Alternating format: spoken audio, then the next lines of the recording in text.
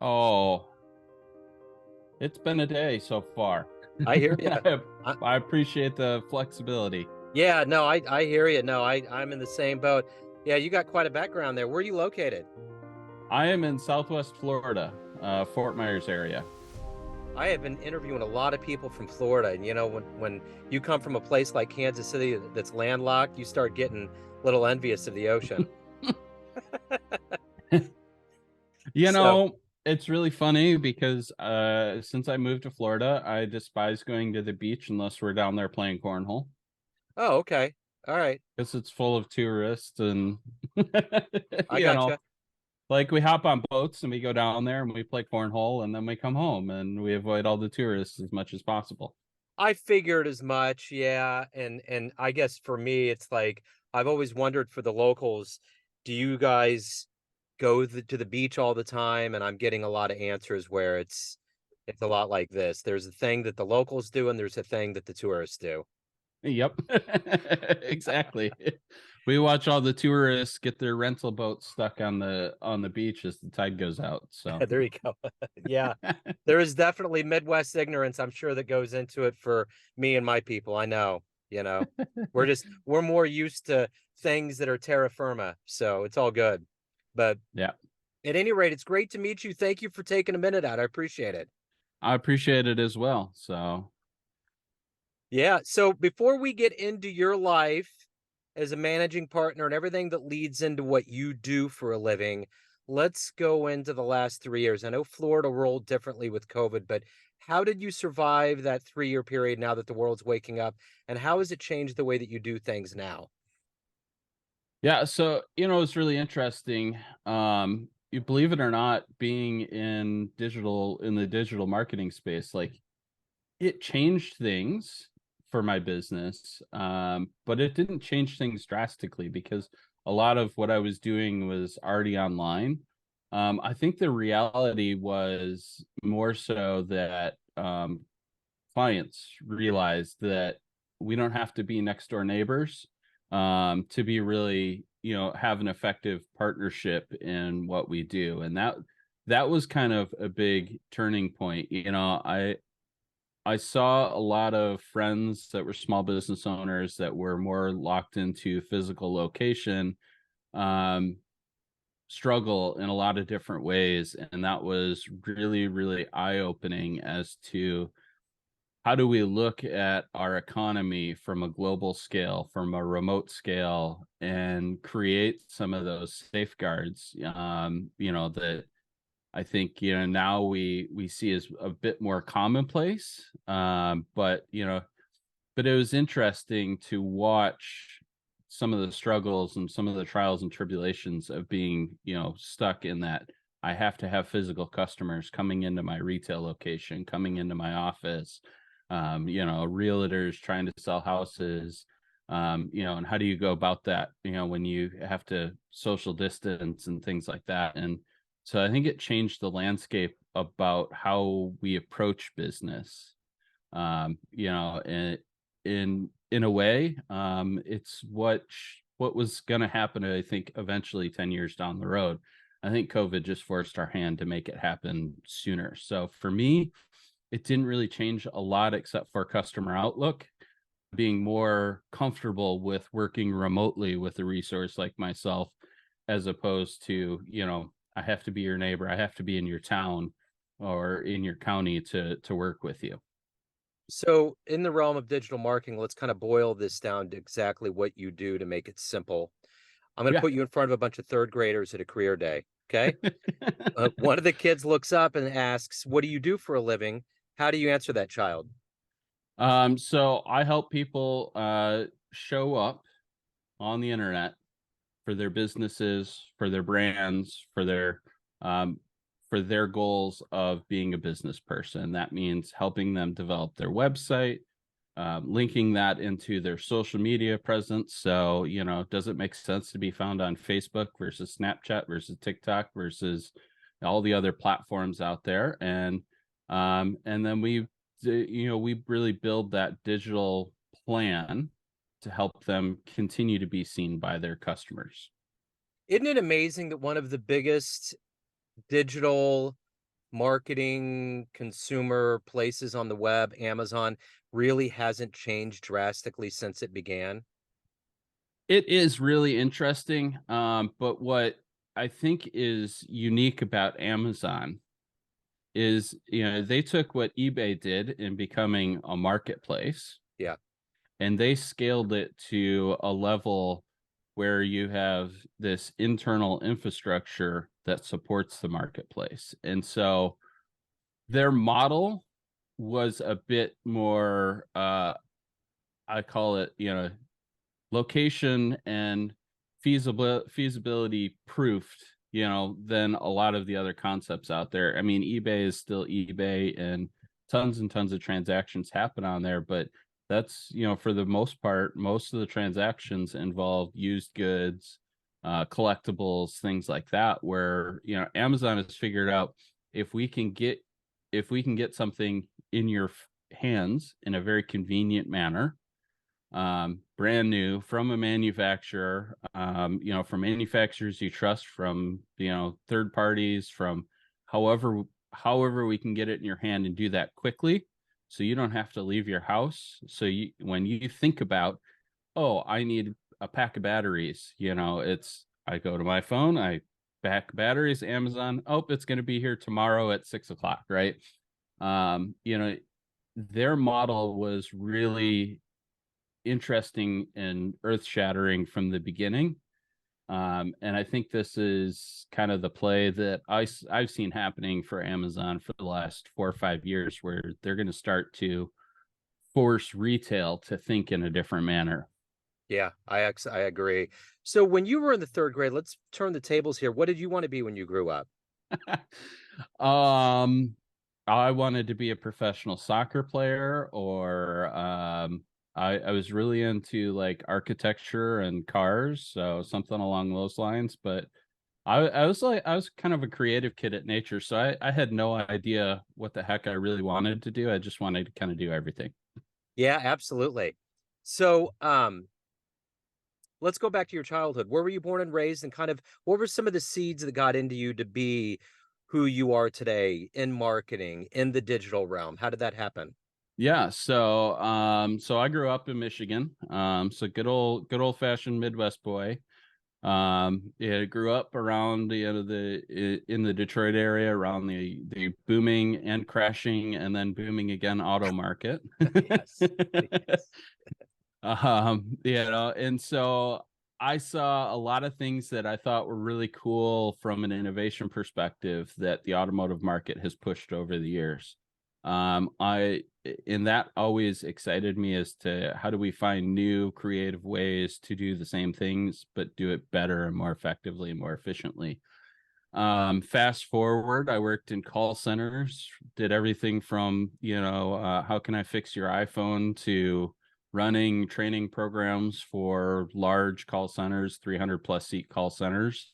And I actually got into marketing by happen chance. I had an opportunity to come in and be an operations manager for a small digital marketing firm, and just absolutely fell in love with what marketing was. It was like the perfect outlet of, I can be my nerdy analytical self, with all this really cool creative stuff. Right on. So, give me a little bit of kind of a background on like who you've admired and who's kind of given you fuel to be who you are today. Honestly, the biggest person I admire in my life is my dad. He was in real estate my entire life, and I watched him go through this entrepreneurial process. I don't think until later in life I really understood what that meant and why it's kind of ingrained in me.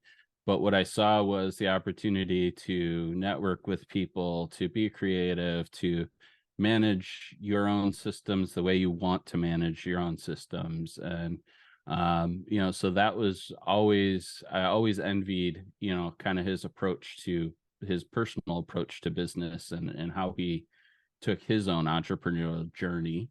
Um, as far as names that people know, I'm a huge Jay Bear fan, huge Neil Patel fan. I think those guys really, really understand, not only like the global scale of where they're at with their businesses, but they also get the humble roots, right? And they both stay very grounded in the humble roots of what their business is and what businesses are doing. And so, outside of all the noise of these, get rich quick schemes that are all over the internet that people, fodder on the Grant Cardone systems and all those kind of things. These are people that I see that are giving real tactical, usable advice for businesses from small to large, where you can actually leverage things that will actually make a difference instead of just trying to run these, here's my system and it's, pie in the sky, figure out how to get it done. So you had mentioned a couple of names, but if there was one person out there that you could actually interview and be around, who do you think would be the most beneficial, give you the most, and help you grow as a person?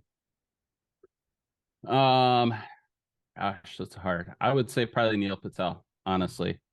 I spend probably way too many hours a day reading his blogs, his articles. I love just his general approach to business and marketing and the world. And so I think, if I could sit down and have lunch with him and just pick his brain for a couple hours, there would be so many little gems of amazing advice that's given in a very consumable way that I think, it would set bounds for what I could potentially do. So what is it that gets you up and moving and motivated every day? What drives you? Working with people that I work with, clients, my business partner. Honestly, we have a term in our company. We call it working with like-mindeds. Everybody that we work with, we look for certain characteristics, like, are they community forward? Are they giving back? Are they, a person that is excited to do what they're doing?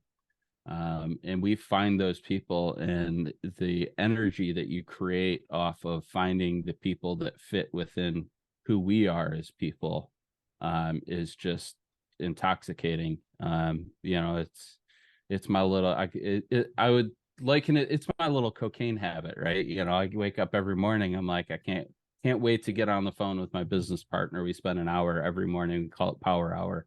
And it's not just your, normal status check-in. It's like it's here's the status, and then we sit down and we do a bunch of work, right? And we get more done in an hour every morning and get so energized from just getting the work done and loving the work that we're doing that, it sets the pace for the rest of the day. So let's say you have a dream tonight. You run into the 20-year-old version of yourself, and based on what you've gone through in your life up to this point, the things that you've succeeded in and had to overcome, if you could give that younger version of you a piece of advice, what would it be? Mm. I think the biggest piece of advice I'd give is channel your creativity and find ways to make it practical. Yeah, the concept here being that, I've always been an ideas guy. I've always been that, like, let's figure out new creative crazy ways. Let's, break the mold. But the difference is they've always, until probably the last 6 or 7 years, they've always been very, very scattered, right? No path forward. And I think the caveat to that is find a way to make them work forward and work for you, right? It is what I've leveraged, and that's made a huge difference in launching a business, having a very successful first year in business, and really seeing an opportunity to launch a second division of our business this year, and launch some bigger, better objectives that, I never thought were possible. So what's been the best fan letter, best client success story you've been involved with? Um, so couple of them, but the one that really sticks out to me, our very very first client. We took on a DEI training and include training and support company.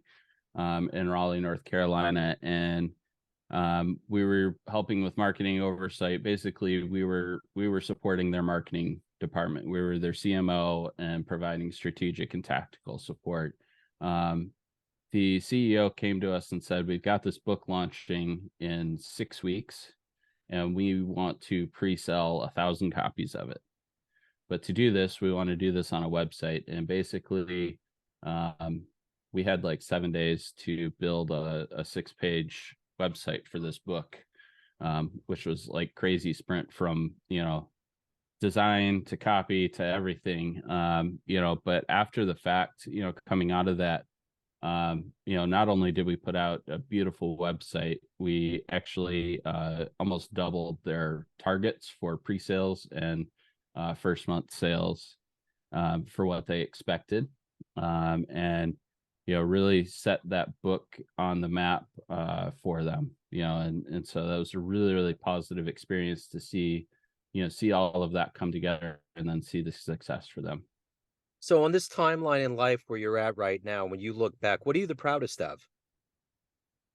I'm the proudest of our company, honestly. From a professional perspective, a purpose partnership is my third go around at trying to start a company. It's been my most successful attempt yet, and I'm super proud of that because we've come together and brought the right people together to accomplish the right work that every day we're passionate about.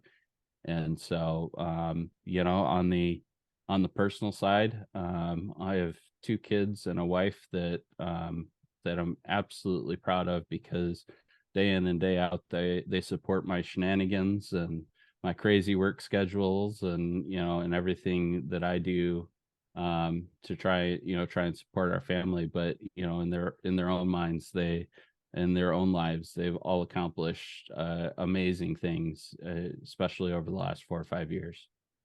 So everyone out there, you're the captain of this company and the ship. Everyone has a perception of you, family, friends, clients, colleagues, but you're in control. What's your perception of you? Who do you think you are?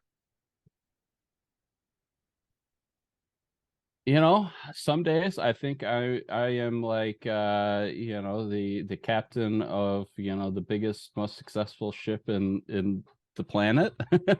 Right, the USS Enterprise, the Millennium Falcon, I feel like Han Solo some days.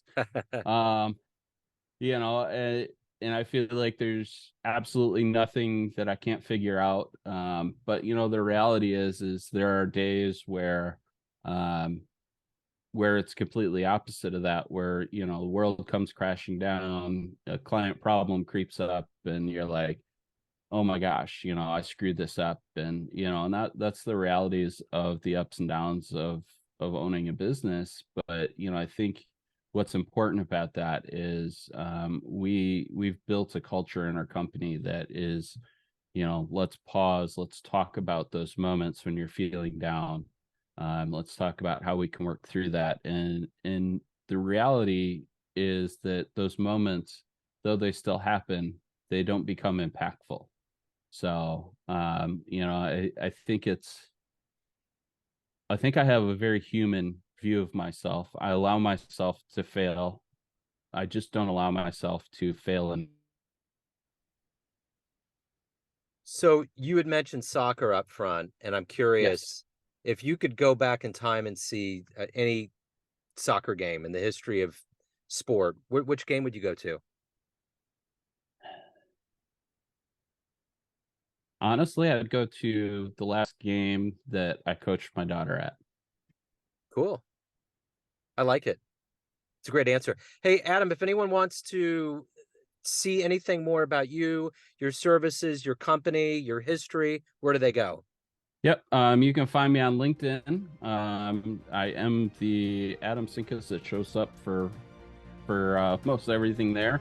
You can also find our website at apurposepartnership.com. And we're also on Facebook as well. Just search a Purpose Partnership. We show up all the places. Right on, man. Adam, this has been great. Thank you for opening up. Thanks for your time. Best of luck with everything. Thanks so much for having me on. Cool. Thank you. Take care.